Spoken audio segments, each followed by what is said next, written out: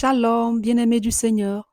Ce message vous est proposé par le ministère de la Parole et de Guérison de la communauté Mère du Divin Amour. Nous espérons qu'il vous fera du bien. Alors n'hésitez pas à nous contacter au 07 79 52 14 20 ou 07 07 60 73 98 pour d'autres commandes ou pour votre témoignage. Bonne écoute et que Dieu vous bénisse.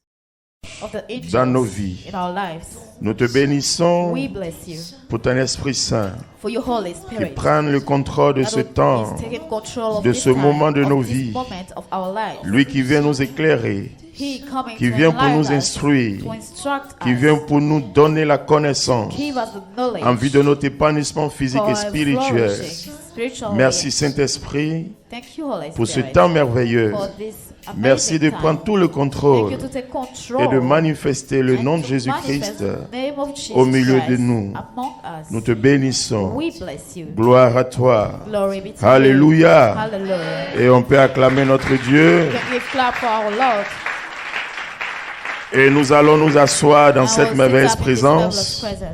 Bien-aimés dans le Seigneur, je vous salue tous et toutes dans le merveilleux nom de notre Seigneur et Sauveur Jésus-Christ qui nous donne la grâce de nous retrouver en ce soir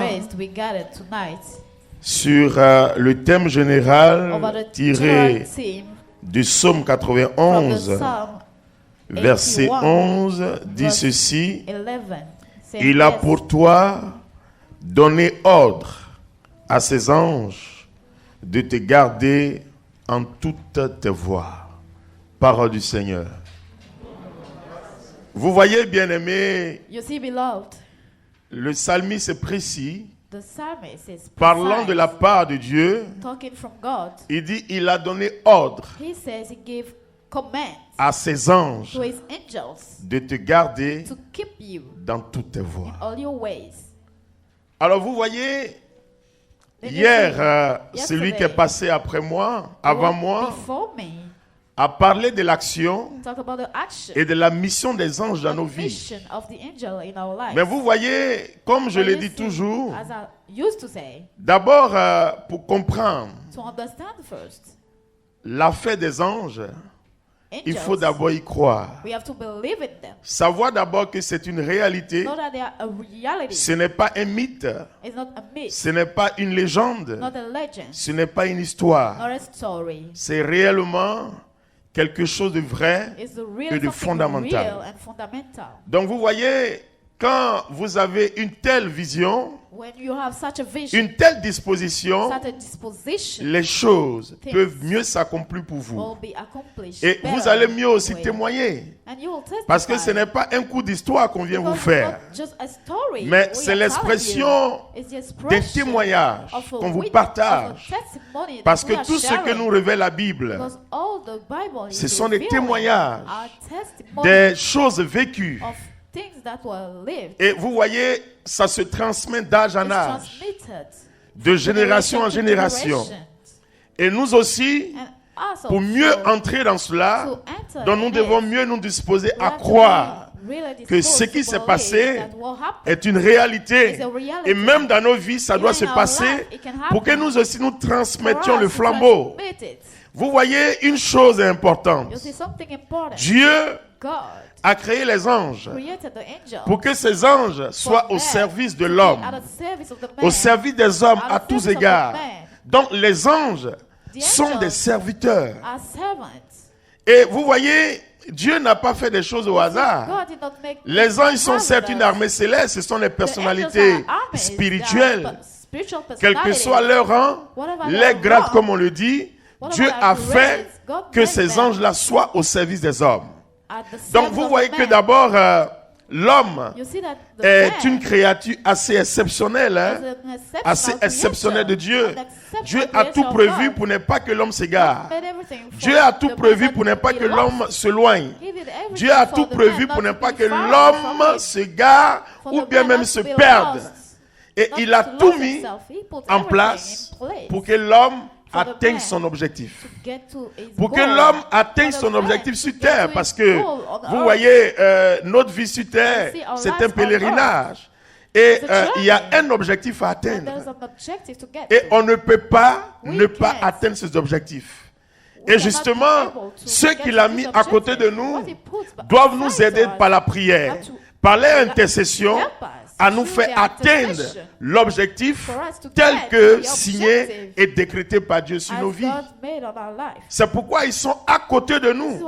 Mais le plus souvent, nous ne sommes pas attentifs. Vous voyez, je fais souvent des expériences. Des expériences, c'est quand on parle d'ange gardien. On fait souvent, on confond, beaucoup confondent la voix des anges et celle de l'esprit.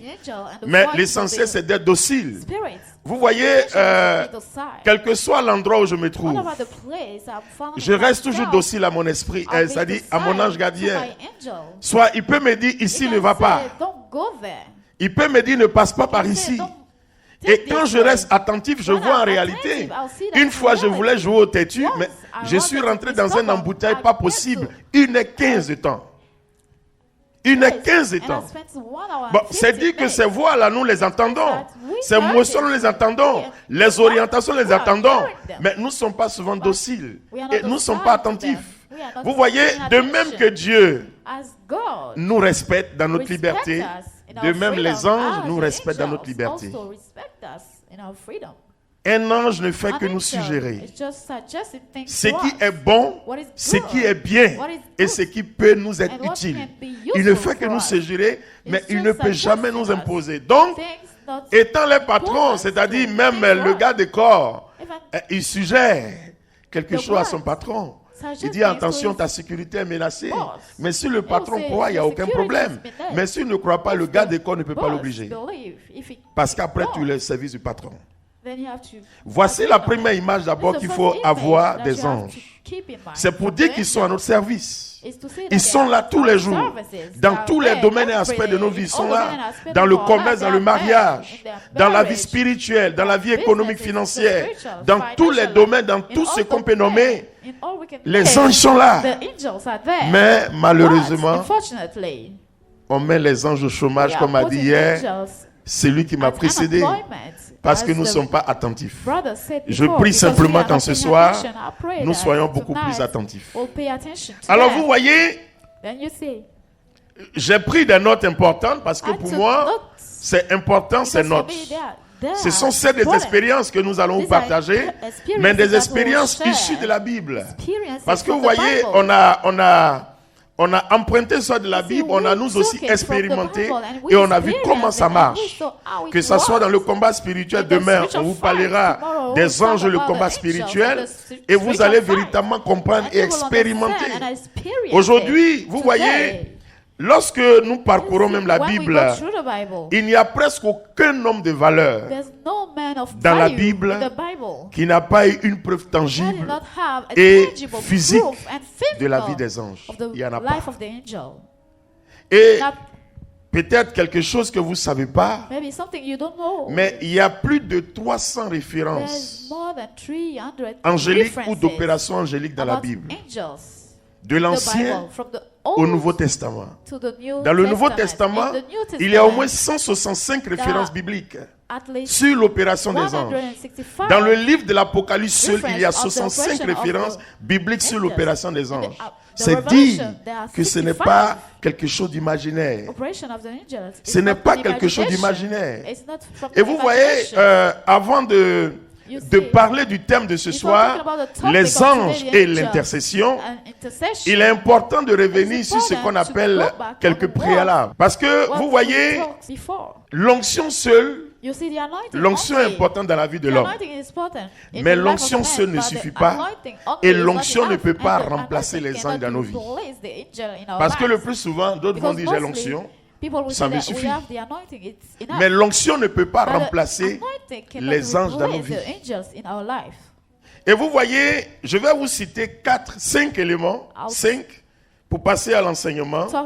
Vous voyez, d'abord, pour parler de la réalité des anges, lorsque nous prenons Luc chapitre 1er, verset 30, à la naissance de Jésus, d'abord sa naissance a été annoncée par un ange. Premier point. Deuxième point, lorsque nous prenons Luc 2, verset 8, à la naissance de Jésus, une puissante armée des anges est venue parmi les bergers annoncer son arrivée avant la naissance, sinon à la naissance. Ça, c'est le deuxième point. Le troisième point, lorsque nous lisons également Matthieu 2 à partir du verset 13, quand le danger survint à cause des nouvelles de la naissance de Jésus, l'ange est venu dire à Joseph d'aller avec l'enfant en Égypte. Ce sont des éléments importants que vous devez connaître. Souvent, on peut lire des passages où on passe sans retenir. Mais pourquoi la Bible donne des précisions? Quatrième élément, après que le diable ait quitté Jésus sur la montagne de la tentation, les anges sont venus et ils l'ont servi. On peut lire Matthieu 4, verset 11. Tu peux lire rapidement Matthieu 4, verset 11. Matthieu 4, verset 11, tu peux lire ça rapidement. Après que le diable ait quitté Jésus sur la montagne de tentation, les anges sont venus et ils l'ont servi. Lis ça. Matthieu 4, verset 11. Verset 11. Alors le diable le laissa. Alors le diable a laissé Jésus. Et voici des anges. Vinrent auprès de Jésus. Qui sont venus auprès de Jésus. Et le servaient. C'est pour dire, c'est pas maintenant on parle de l'histoire des anges. Hein. Cinquième élément, l'un des faits marquant la résurrection, l'opération angélique, on peut lire dans Matthieu 28, verset 2, l'ange qui est venu rouler la pierre. Alors, je donne ces 4 bases pour que nous comprenions d'abord la réalité, leur action et les missions dans nos vies. Les anges sont réellement au service des hommes. Et dans toute la Bible, toutes les figures de la Bible, tous ceux qui ont marqué la Bible, ont parlé également des anges. Ils ont marché certes avec Dieu, avec le Saint-Esprit, mais avec une expérience tangible des anges. Et dans le temps, lorsque nous lisons même l'Ancien Testament, on s'en rend compte qu'on dit les anges montaient et descendaient. C'était des messagers. Mais pourquoi donc parler de l'intercession? Parce que vous voyez, d'abord intercéder, c'est quoi? Intercéder, c'est quoi? Intercéder ramène à la prière. Mais vous voyez, quand Dieu met un ange à côté d'un homme, mais vous voyez, il intercède en même temps. Il n'est pas seulement fait pour le garder dans le service. Il devient le médiateur entre Dieu et ces derniers. Parce qu'il est commis par Dieu auprès de cette personne. Il rend compte à Dieu. Il voit la vie de la personne. Il rend compte à Dieu. Il voit les demandes de la personne. Il élève ça avec Dieu. Il voit la souffrance de la personne. Il remonte à Dieu. Il voit les dangers que vit la personne. Il remonte à Dieu. Donc l'ange n'est pas simplement un garde-corps. Mais l'ange auprès de l'homme est un être de prière, un être d'intercession. Donc c'est pourquoi l'homme ne doit pas se dire que je suis seul. C'est pourquoi quand les gens disent je suis seul, non, tu n'es pas seul. Tu es seul avec Dieu. Mais ton ange aussi est avec toi. Dans les moments de joie comme dans les moments de paix. L'ange est avec toi. Mais comme hier le frère a dit, on rend les anges inactifs. Et tout à l'heure vous allez comprendre pourquoi on rend les anges inactifs. Et comment d'ailleurs les rendre actifs.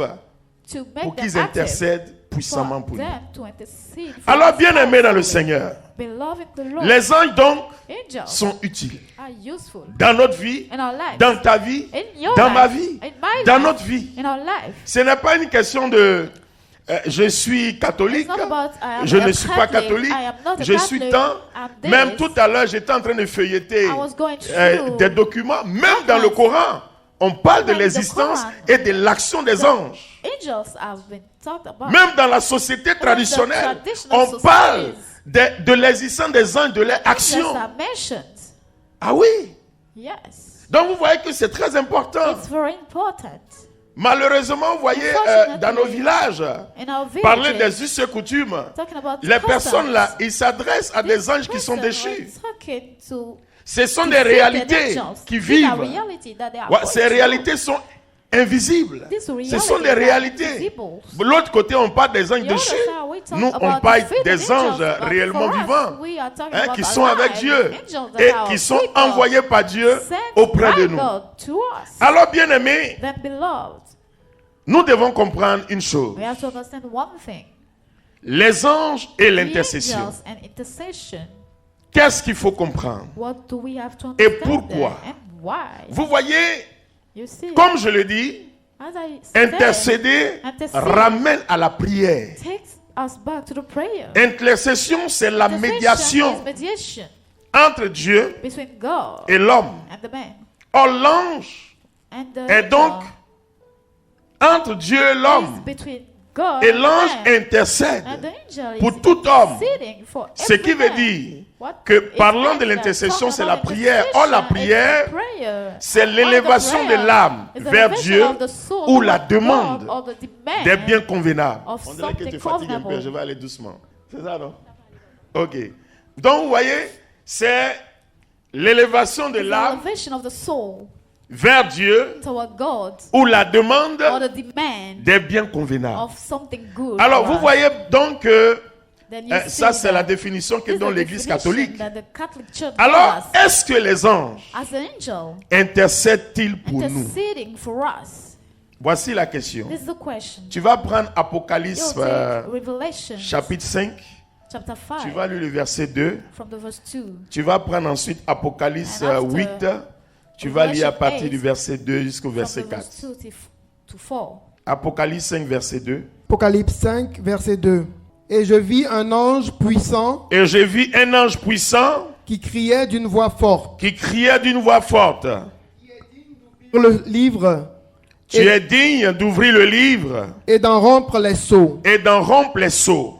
Et personne dans le ciel, et personne dans le ciel, ni sur la terre, ni sur la terre, ni sous la terre, ni sous la terre, ne put ouvrir le livre, ne put ouvrir le livre, ni le regarder. Ni le regarder. Tu vas prendre Apocalypse 8, versets 2 à 4. Et je vis les 7 anges, et j'ai vu les 7 anges qui se tiennent devant Dieu, qui se tiennent devant Dieu, et 7 trompettes leur fut donnée. Et 7 trompettes leur fut donnée.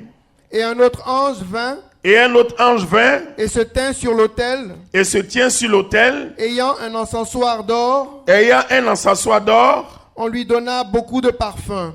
Il faut prendre l'autre version, Jérusalem, 8, 2 à 4. Et je vis les 7 anges qui se tiennent devant Dieu. Et je vis les 7 anges qui se tiennent devant Dieu. On leur remit 7 trompettes. On leur remit 7 trompettes. Un autre ange vint alors. Un autre ange vient alors. Se placer auprès de l'autel. Se placer auprès de l'autel. Muni d'une pelle en or. Muni d'une pelle en or. On lui donna beaucoup de parfums. Pour qu'il les offrit avec les prières de tous les saints. Il faut reprendre la partie là. On lui donna beaucoup de parfums. On lui donna beaucoup de parfums. Pour qu'il les offrit. Pour qu'il les offrit. Avec les prières de tous les saints. Avec les prières de tous les saints. Sur l'autel d'or. Sur l'autel d'or. Placé devant le trône. Placé devant le trône. On peut acclamer cette merveilleuse parole.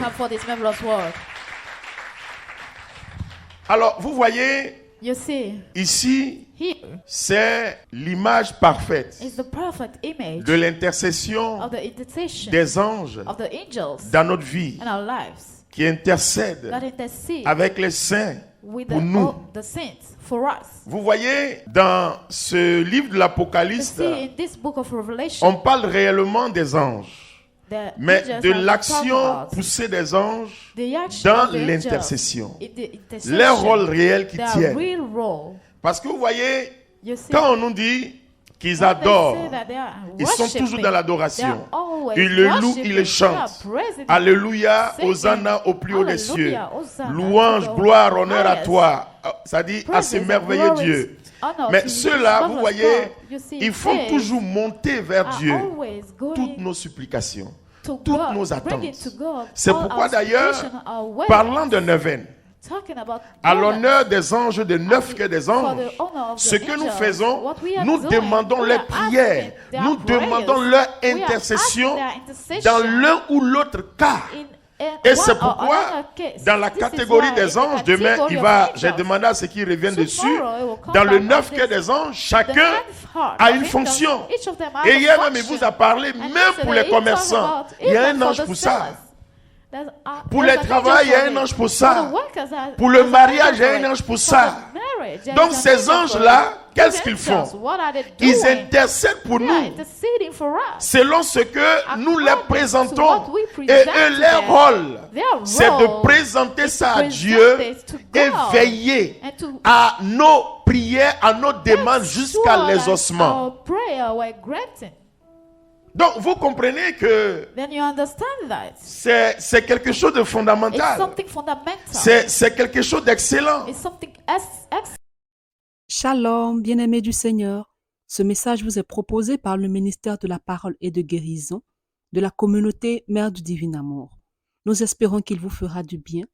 Alors n'hésitez pas à nous contacter au 07 79 52 14 20 ou 07 07 60 73 98 pour d'autres commandes ou pour vos témoignages. Bonne écoute et que Dieu vous bénisse.